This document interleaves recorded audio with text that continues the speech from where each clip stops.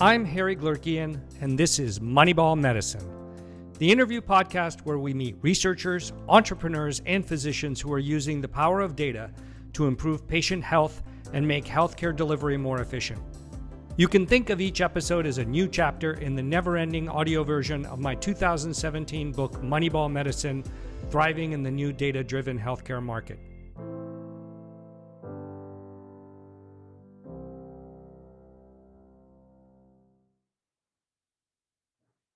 Noosheen, welcome to the show.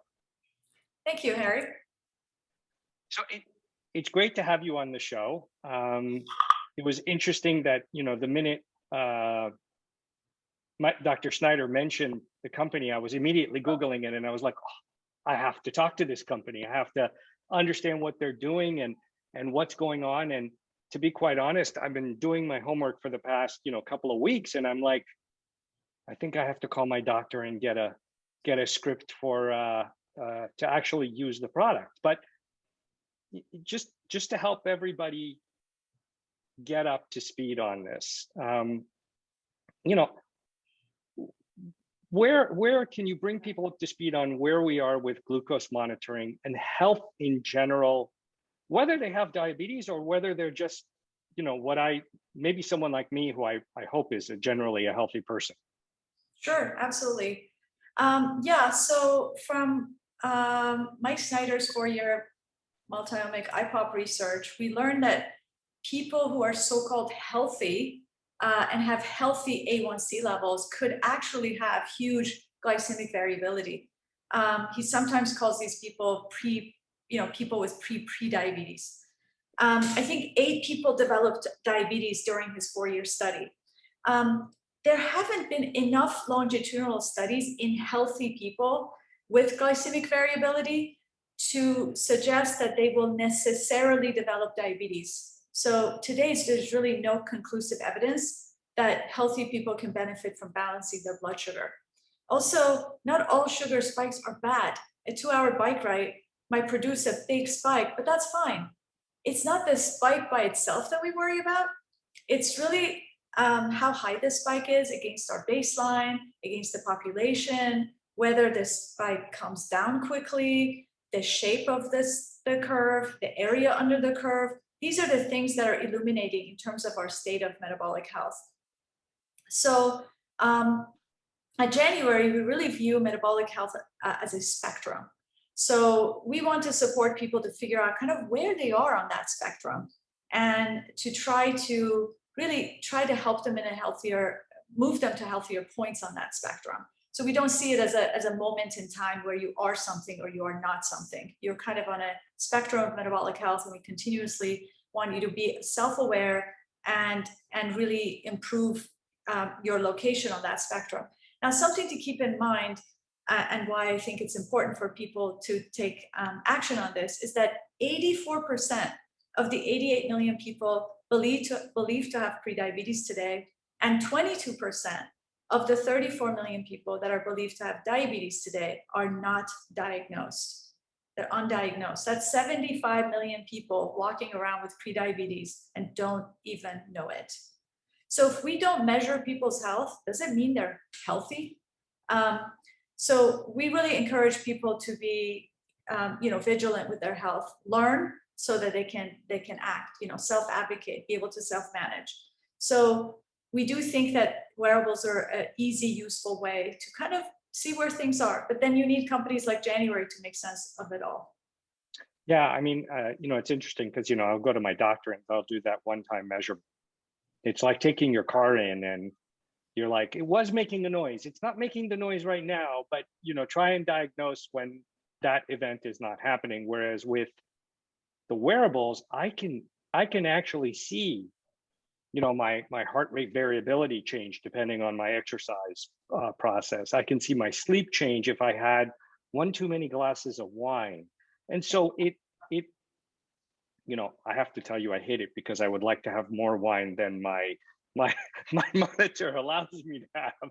But you see the immediate feedback, which would let you sort of course adjust accordingly.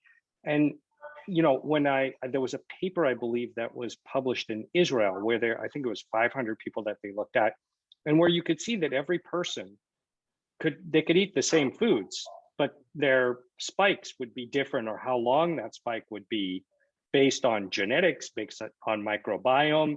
And so if you're not monitoring, how will you know that your quote healthy diet is actually healthy for you? You don't. You definitely don't. And yes, that study shows glycemic um, variability between people, but also we've shown glycemic variability for the same person. So we had somebody at the office have the same muesli 9 days in a row, and they had a different glycemic response to that muesli every single day, 9 days in a row, depending on how much they had slept, how stressed they were, how much workout they had done, and most importantly, how much fiber was in their body. So we are radically different person to person, and this is why we encourage people. No one is going to know you as well as you do, and no one's going to be as interested in your health as you are, as you should be, as you might be. So we really encourage people to learn, be self-aware, self-advocate, self-educate. So help people understand this term metabolic syndrome, and talk about how many people maybe who are pre-diabetic that go to full-blown diabetes. Sure. Okay. Yeah. So I mentioned that 122 million people have either diabetes or pre-diabetes in America, 88 million plus 34. And then a larger number, if you believe Mike Snyder's pre-diabetes number, that's even a larger number. But metabolic syndrome is a cluster of conditions that leads to type 2 diabetes, heart disease, and stroke. These conditions are basically high blood sugar, which has been historically measured by A1C. Yep. It's a blood test called hemoglobin A1C, but increasingly it's measured by time in range using a CGM. High cholesterol and triglyceride levels, high blood pressure, high BMI, and high waist to hip ratio. So this kind of fat right in the middle. Mm-hmm. So the 2002 diabetes prevention study showed that unless there's an intervention, 58% of the people that have prediabetes could end up with diabetes. And usually they think of this prevention as weight loss. That's what the DPP programs, diabetes prevention programs, are about. So if you have prediabetes, the cells in your body don't respond normally to insulin. And insulin is a hormone that facilitates your cells taking up glucose, which is a source of energy for your body. So your pancreas basically makes more insulin to try to get the cells to take up glucose. You sort of get into this terrible sort of vicious circle. So eventually your pancreas can't keep up. And then you have this sort of excess sugar sitting in your bloodstream, which is really a problem. And it can really lead to microvascular complications like retinopathy or neuropathy or diabetic nephropathy. So as you know, diabetic retinopathy is the most common cause of blindness in working adults in the developing world. And in diabetic neuropathy, essentially high blood sugar can injure nerves throughout the body, and usually damages nerves in the feet, in the legs and feet, which you hear about foot ulcers and amputations coming from this. And of course, diabetic kidney disease or nephropathy is something that is the #1 cause of kidney failure. Actually, almost a third of people with diabetes develop diabetes kidney disease. So you add this with the high blood pressure, which can really increase the force of blood through your arteries and damage arteries, and then you have excess blood pressure and diabetes together basically can increase your risk for heart disease. So it's really a terrible cluster of conditions to have. And so if you have 3 of these conditions, 3 of these 5, you essentially have metabolic syndrome. And if you have metabolic syndrome, you're at a higher risk of developing these different diseases. You really don't want to go down this path. It's the path itself is not great, and then the comorbidities from this path are just worse, and complications, of course, are very painful, costly, and potentially deathly. And so So that's one end of the spectrum. But in reality, even someone like me who tries to watch what he eats and, goes running regularly or tries to go running regularly. I mean, I have sleep apnea because they tell me my BMI is too high, right? Mm, So, but this sort of technology, mhm. I could be spiking and keeping a high glucose level, which would inhibit my ability to lose weight, et cetera. Absolutely. So how can more data about blood glucose and its relationship to diet help people avoid diabetes? Yeah, so for so long we've been told just to avoid refined sugar, refined flour, eat a lot of vegetables, walk 10,000 steps, you'll be fine. Or weight loss is given as the end all to all, cure all diseases. Why don't you, Harry, drop 25 pounds, or how about drop 5 to 10% of your weight, just like that. Just like Yeah. that. It's true, weight loss really improves biomarkers, but how many people who get this advice can actually do that, and in the time frame that they need to? So we feel like that's just not a practical approach to solving a problem. A more practical approach is to really figure out what works for each individual. You mentioned you've dialed your own wine drinking based on how its impact on your sleep. I've done the same. I was enjoying 2-3 sips of wine, and then I learned that it would wake me up in the middle of the night. So I stopped having even the 2-3 sips of wine. So yes, so don't feel bad that you can't have your second and third and fourth glass. Um, but basically, we offer a multitude of levers that you can dial for your lifestyle. For example, intermittent fasting and calorie restriction together have been have shown benefits in clinical studies for improving insulin sensitivity if you do them together. So you can't just fast and then eat, gorge yourself. But if you fast and you restrict your calories together, you can really improve insulin sensitivity.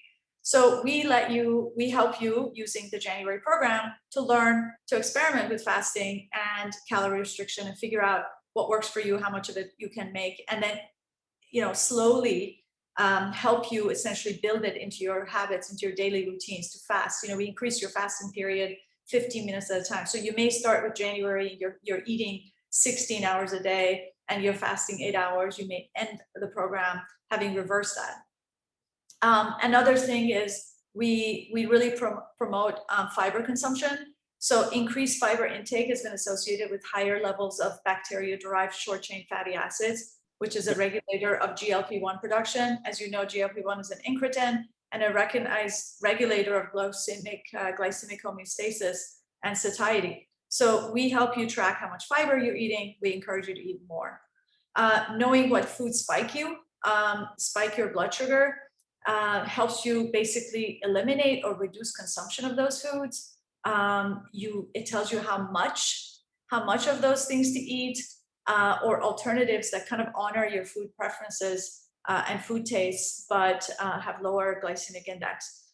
If you can't walk 10,000 steps a day, okay, January tells you how much you need to walk, when you need to walk to keep your blood sugar in a healthy range. So you really need data to dial your lifestyle. There are many levers and there are no silver bullets, and there's too much to keep in your head. So, which is why it's nice to have AI sort of help you kind of take it all in to a platform and then synthesize it and give you insights. Yeah, I mean, like Mike, I've got my Apple Watch, I've got my Whoop band, right? I don't have as many as he does. He but, wears 8 things. I think he wears I 8 know. things at a time. Yeah. I think my wife would kill me if I was wearing 8 things, but it's it's true. Like it's each one of these, because they're not holistically designed, give me a different piece of data that then I can then react to. One is probably more of a coach that causes me to push a little bit farther, et cetera. So, I mean, I hope one day we evolve to something that's a little bit more holistic so that the average person can sort of, it becomes more digestible and more actionable. But, I do believe, based on my conversation with him and even all the work that I do, is multifactorial biomarkers or multi-biomarkers are going to be how you manage yourself much better. But tell me how January started. What is the thing that excited you about what you saw, and what attracted you to this role? Yes, absolutely. Yeah, so January's origin story started with me deciding in 2016 to start my own company, essentially after many years of running a family office, investing and serving on boards of companies and nonprofits. I had early success at Oracle, where I rose basically from the bottom of the organization in 1985 to vice president, age 27, along Mark Benioff, who at the time was 26. It was quite the time. Taking the company from 25 million to $3 billion in revenue. So, a really amazing tenure there. I started, in 2016, I started this massive research into theses that were getting a lot of attention, big trends over the next decade. And most importantly, what I really knew and loved, the classic kind of ikigai. I happened to attend a conference, a White House Stanford University conference on societal benefits of AI and how to integrate sort of the ever-changing AI into everyday life and into the real world. There was a healthcare panel that took my breath away. So Fei Li, who had organized the conference with Russ Altman, suggested that interested parties run off to this machine learning and healthcare conference in LA in 2 weeks. I immediately booked my ticket. And there I met Larry Smarr. I don't know if you've come across him or not, but he was the first quantified self, maniacal quantified self person I came across. And he had diagnosed his own Crohn's disease way before symptoms had manifested. And then the common theme of this conference between all these presentations was that machine learning could essentially fill in for missing variables in research, not just going forward, but going backward. So I was just hooked and I never looked back. But it was a hard problem. My own husband had been invested in healthcare and warned of like an opaque sector. He was like, honey, this is heavily regulated. The incentives are aligned with acute disease, not with chronic disease, not to mention even anything of prevention. It's just not a market economy. And he knew, how interested I am in market economies. My first love before medicine was economics. That's a whole different podcast. So he warned that I'd be sort of fighting this uphill battle, but I was not discouraged. I basically kept on researching, came across the MIT economist, Andrew Lo. I don't know if you've come across him, but you should definitely talk to him. He's brilliant. His work showed that so little research had been done compared to what we really need to do in terms of medical research. And he comes up with ways of funding medical research. He kind of, does a lot of suggestions. He has a lot of innovative ways that we could really change the whole model of medical and scientific research. But it kind of became obvious to me that the answer was that we needed to get everyone involved in research. So just putting things in perspective, after Nixon declared a war on cancer 50 years ago, we now have some therapeutics and some solutions to cancer. We have really nothing for neurological diseases. We're spending over $300 billion just on symptoms of Alzheimer's. Like nothing to do with we're not even, don't talk about even the cure or anything like that. We have nothing for aging, which is the ultimate killer. So it was, to me, the answer was obvious, which was we have to get everyone contributing to research. Everyone should be looking at themselves. And then with the data, we can also learn across populations. And so deep phenotyping of the population, sort of in a multi-omic way, was the answer. And that's what led me to Mike Snyder. I actually looked for multi-omics. I went to Stanford Medical School and I met with the CEO, Lloyd Weiner, and he said, what are you interested in? I said, I'm interested in multi-omics. So we have to talk to Mike Snyder. And so basically what Larry Smarr had done with supercomputers was to measure, everything about himself. But Mike had essentially extended this kind of research to others, right? Not just to himself. So not only had sort of diagnosed himself with diabetes before the doctors had done But he'd also run the Human Microbiome Project, the IPOP study, innumerable other research using metabolomics, proteomics, transcriptomics, wearables, and so on. So he had spent a lifetime studying how people, went from healthy to disease, essentially. And he had taken a whole person approach, which is what I was interested in. And so in his role as chairman of genetics at Stanford and head of precision medicine at Stanford, he was kind of already living in the future. And that's kind of where I thought, all of us needed to go. So our first meeting took about 45 minutes. It was supposed to take 45 minutes and took 90 minutes. And in our second meeting, we agreed to join forces. It was instant. It was just instant chemistry, like the universe just brought us together. And then all of a sudden, sort of everything fell into place for me. Looking back at my life, I'd been getting ready for this actually all along, caring for my dad who had been diagnosed with cancer too late to actually give him a surviving chance. My mom had been misdiagnosed with asthma when she had heart failure. So I had to lead my family, everyone get together and really intervene and really change her lifestyle in order to save her life. She is thankfully now 91 years old, living fine, but has absolutely no salt in her life and a completely different life. My own health journey, sitting in front of a computer for 3 decades, more than 3 decades, as you know, that now they call sitting, right, the new smoking. The new smoking. My experience running a couple of hardware companies, my love of food, and my skills of kind of scaling companies, all of this came together. I basically became obsessed with prevention, and I felt that food could play an outsized role. So wearables, give you signals from the body continuously, which is incredible. But you also need to understand what people are eating, and we can talk about that a little bit later. But we can basically now imagine predicting chronic conditions, much like Larry and Mike had, and then postponing and potentially preventing them. And if they've already started, manage them. Yeah, I was lucky enough to be there and help. When Evidation Health was getting off the ground, and yes. Great company. Once we started to see the data coming in, I remember looking at the data going, is that real? Like, is that actually happening? And I was like, first thing I was thinking of was like, how do we design a clinical trial? Like, if you're going to actually say that's happening, like that trial is not going to be trivial, right? To set up, to make that claim, but you could see it in the data.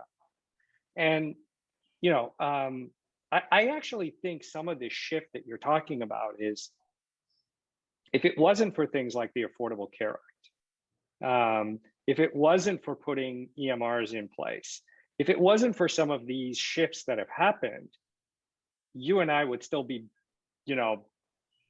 battling this system that pays you no matter what, right? And I think now is technology is a way that can empower the average person to manage their own health. I'm not going to say optimally, but boy, a hell of a lot better than no information. I mean, at least some information can maybe give you an early warning light of something that you might be able to intervene in. And I don't know anybody that likes being sick. I mean, I don't do well when this thing starts to age a little bit and not function the way that I want it to. So I try and keep it in as good of a running condition as I can, so it lasts as long as possible. I mean, I'm one of those people that would listen, if I just dropped dead at 95, like just boom, gone, I would be so happy, right? Oh, sure. As opposed to this sort of chronic dynamic. But so you mentioned AI, you mentioned machine learning. Where do machine learning and other forms of AI fit into January's service? And, what do you do on consumer data? What kind of predictions can you make that wouldn't otherwise be possible? Okay, so so I can first talk about exactly that. Like, what do we do that hadn't been done before? What is really unique? What are we filling? So essentially, in one word, it is prediction. You said it. So as you know, there have been glycemic prediction models for type 1 diabetes. But type 1, as you know, type 1 is a serious condition, which, precision really matters for type 1. It's a matter of life and death. But there hasn't been much done with type 2 diabetes. And so we set out to do predictions for type 2 diabetes. And the type 1 diabetes models are pretty simple. They basically are a calculus of an insulin carb calculus, essentially. But as we dug in, we realized that carbs are not all the same, and that there are so many other factors besides carbs that affect glycemic response, including things like fiber, fat and protein, water, and foods, that we really wanted to understand glycemic index and glycemic load of foods. So one of our major machine learning research projects. We basically did research for 2.5 years before we sold anything. One of the first things that we did was to try to understand the foods themselves.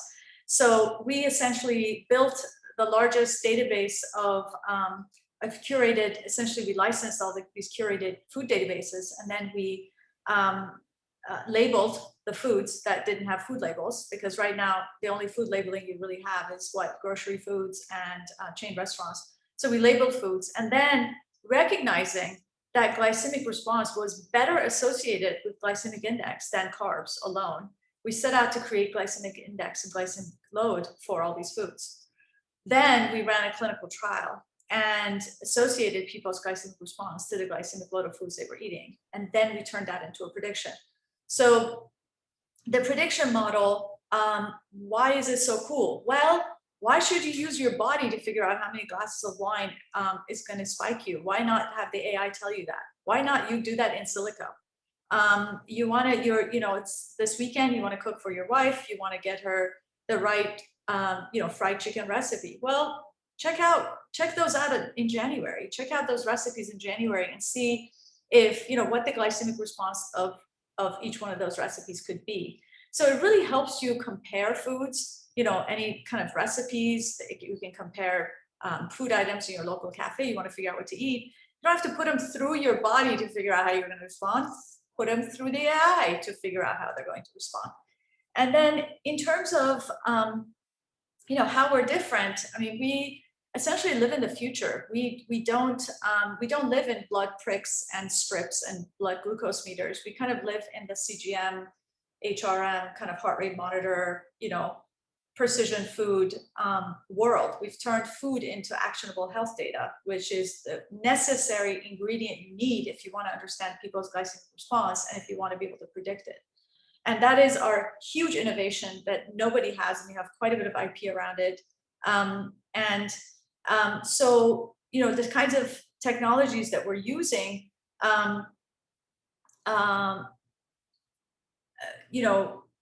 there are a number of things that we're using. We're using meta learning.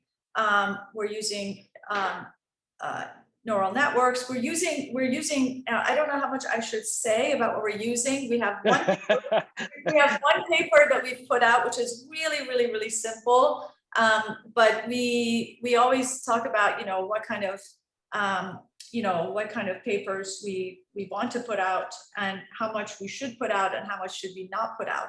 But essentially, you can look at the people that advise the company, and you can see that we have a lot of expertise around essentially. But Noosheen, when you're doing this, right, you need to at some point, I think you need a baseline on, say, me for a certain period of time before the algorithm can then respond appropriately to that. And then doesn't that potentially change over time? You mentioned the yogurt, the muesli, right? Yes. How that affects. So it's constantly got to be in a feedback learning loop. Yes. And the beauty of January is that essentially you don't have to wear a CGM 365 days out of the year. We think that with AI, we allow you to wear CGMs intermittently. So maybe you want to wear it every quarter to update our models, just to see how things are going. But you don't need to wear it all the time. You can wear it for a period of training and then let the in silico basically run your simulations in silico rather than through your body. Let the AI do the work. So you definitely should wear it intermittently so we can update our models, because people do age, people do have inflection points in their health, they get pregnant, they travel, a lot of things change, but we don't think it's necessary for healthy people to wear CGMs all year long necessarily. That's where the AI comes in. So now we're talking about a lot of consumer behavior, right? For a tech product like this. And if you look at some of the data that I've read in some of these papers, the potential market is significant. It's quite large. I mean, if I just said, 15% of the people have pre-diabetic levels of glucose after eating, that would translate to like 50 million people in the United States alone, right? But the service depends on the CGM, the app, the external heart monitor. Users have to be diligent about monitoring and logging food intake and activities during the introductory month. And right, so for a quantified self junkie, I get it. Like, they're all over this. What's the plan for getting everybody else onto this? Well, I think it's all about the user experience. And I think we have a long way to go as an industry, and for us as well, as a company. What we imagine to be the user experience is nowhere near where we are today. I'm old enough to remember when, the world before Starbucks. So you would see ads on TV for MJB coffee, which is something you made at home. I don't know if you remember that. MJB tastes Yep. good, should. But Starbucks created a new experience, really a place between home and work where you would stop by for coffee. And the sort of the outrage around the, $3-4 latte at the time. Do you remember that? We're like, what? $4 for latte? Well, Starbucks continued to improve the experience. They added Wi-Fi. They had ethical coffee. They had kind of a diverse employee population. People's initial wonder and worry, gave way to this, gigantic global brand. And I think all of that is because of the experience that people had in those places. Yep. I think we need to make health a positive experience. We, including January, need to make health something that people, it's going to be a little clunky in the beginning, just like the old, cell phones used to be. But while we're going through this process, we need to kind of, the companies need to work hard to improve the experience, and people need to be patient with the clunkiness of everything to get us to a place where these things become much, much more pleasant to use and easier to use. And essentially AI starts reading your mind about, what you were eating and what you were doing. And that is going to happen. I've gotten so used to my Apple Watch now that I actually love it. It actually is doing a very good job training me just at the right time. Come on, you still have a chance. Let's go.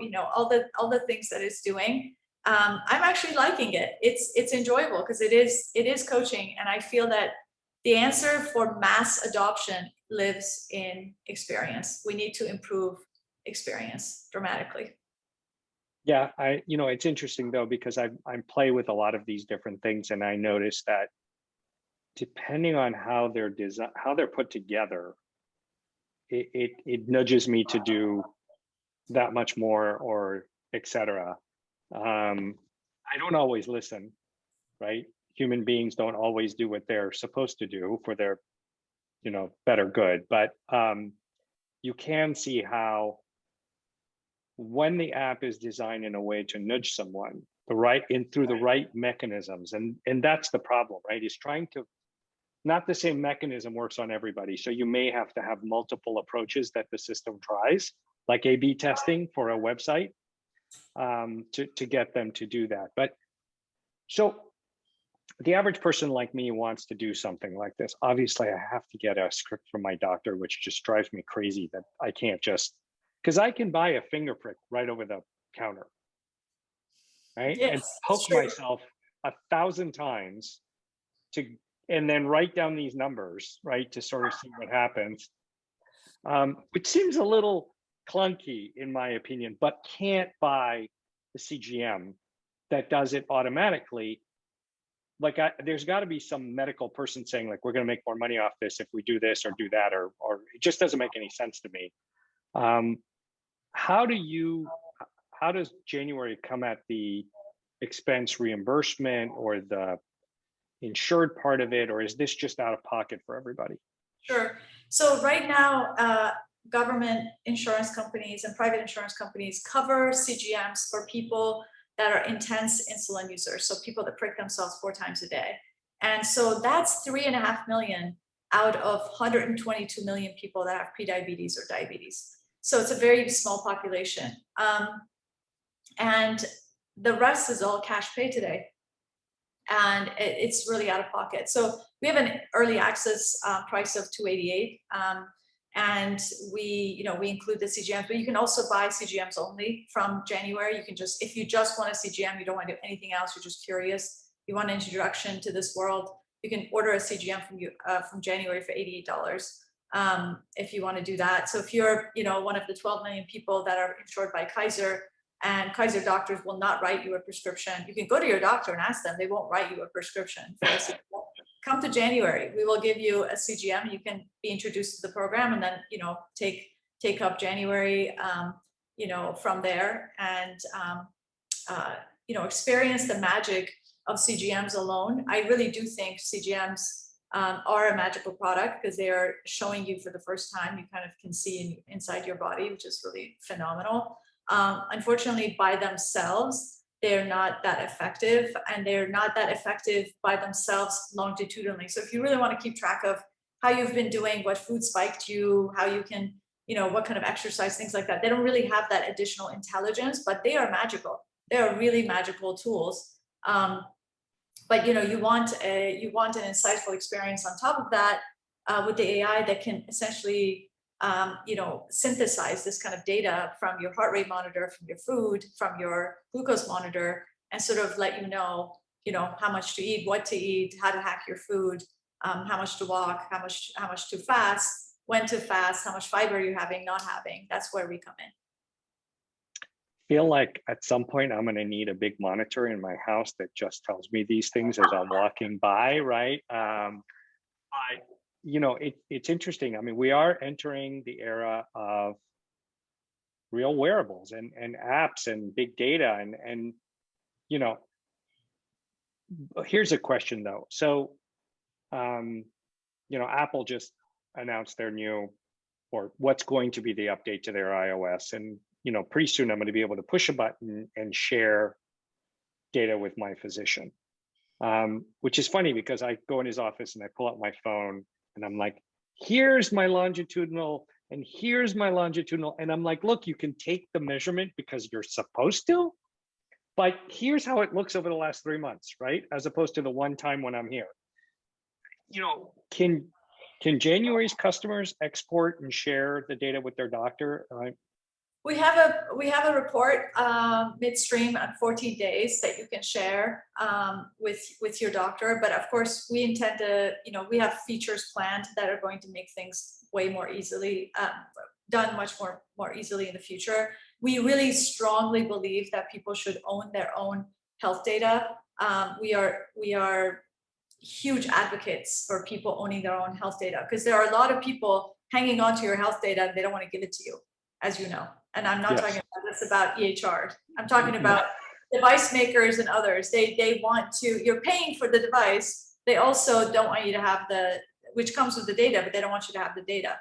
And so they're like, you can have the data and study it yourself, but you can't give that data to other people. But that doesn't work. We are living in a multi-omic world. Single omics by themselves, the single siloed biomarkers.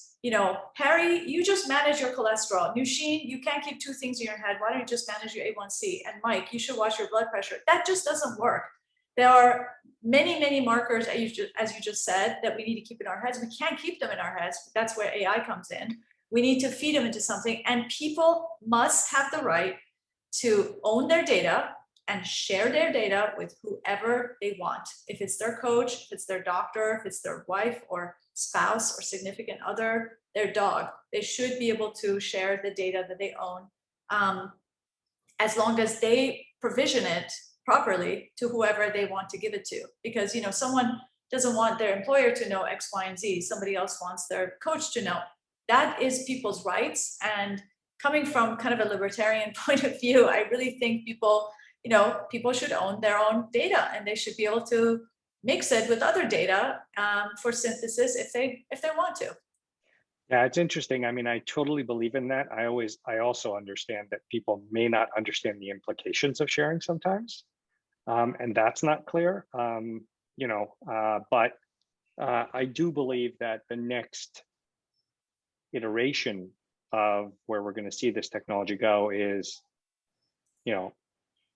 multifactorial software programs that can take a number of different inputs to give a much more holistic view of what's going on with me, so I can manage myself better, share that information if I wish with my physician.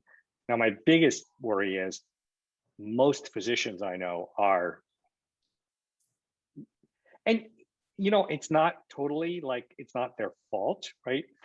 Either you have to be super curious about this and like read all the time, or They're not trained in nutrition. They're not incentivized for prevention. But on top of it all, if you And think also about they it, they're have so time. busy. They're so busy. So they're spending 15 minutes a year with you.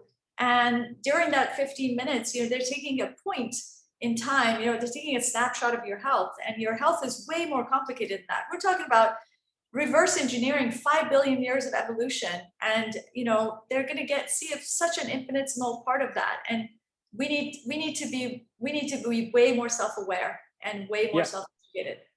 Well, it's funny because I do have some of my physician friends will be like, you want me to understand that genomic marker or that whatever? Like, I can't keep my patient like to manage their, their insulin level, right?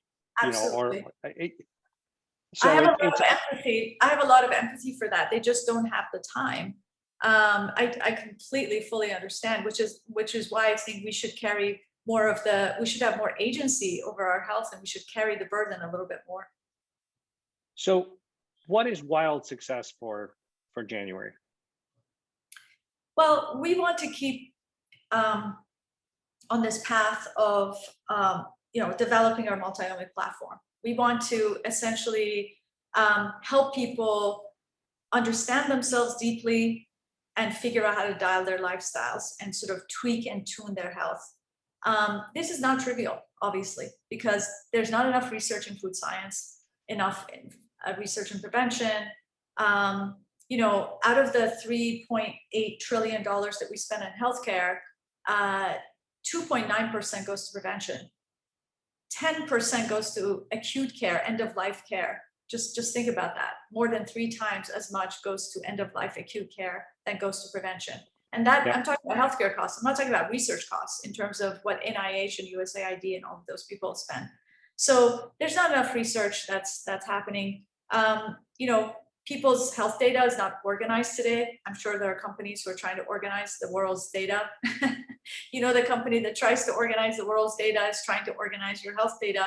So I think that's pretty smart. I think today it's still very opaque and it lives in silos, but I think that in the future it's going to be much more mixed. I think today people just aren't fully empowered yet, with the knowledge and with the agency and with the tools they need to really manage their health. So while success for us means that we're part of this revolution, we're part of this revolution of consumerized healthcare. We're part of the food as medicine revolution. We're part of the food as medicine revolution, precision nutrition revolution.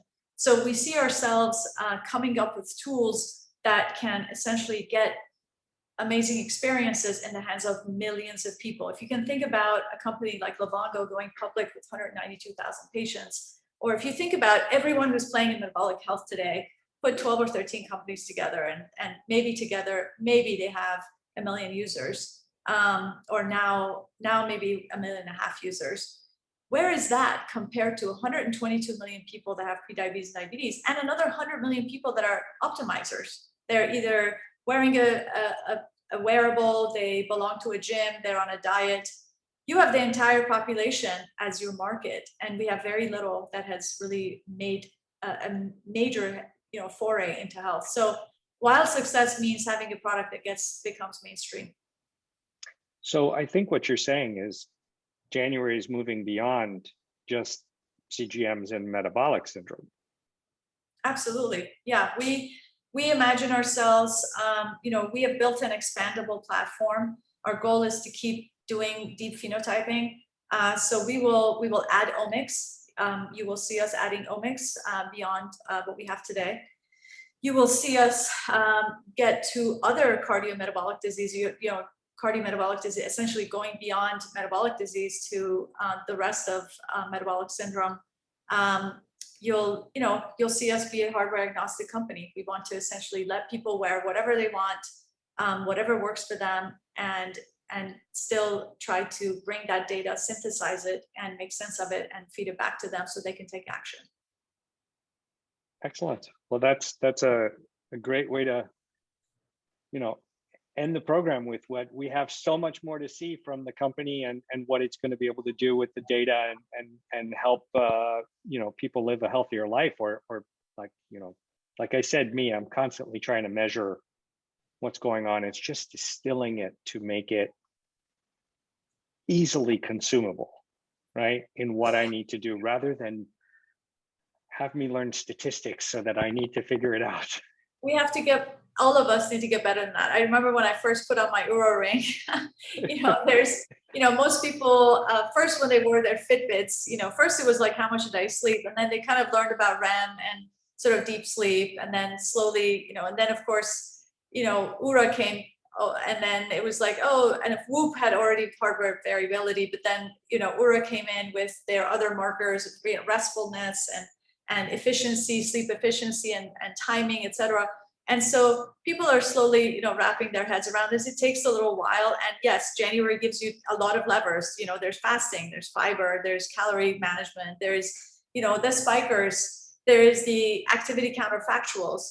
There's like, I ate this, but had I eaten this other thing, this would have been my glycemic response. Or I ate this, had I walked X number of minutes after that, this would have been my glycemic response. Yes, in the beginning, it's a lot, but that's where it goes back to the experience. We must make the experience enjoyable and better. And companies like us should strive to make the experience enjoyable, make them, fantastic consumer experiences like Apple products. But remember, Apple's 45 years old, and we're just getting going with this. But great role model to look forward to emulating.